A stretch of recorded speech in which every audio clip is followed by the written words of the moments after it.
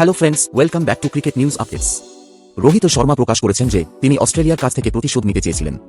হ্যাঁ বন্ধুরা, তিনি প্রকাশ করেছেন যে ভারত অস্ট্রেলিয়াকে হারাতে এবং 2024 সালের টি-20 বিশ্বকাপ থেকে তাদের বাদ দিতে চেয়েছিল, কারণ তারা 2023 সালের ওডিআই বিশ্বকাপের ফাইনালের প্রতিশোধ নিতে চেয়েছিল।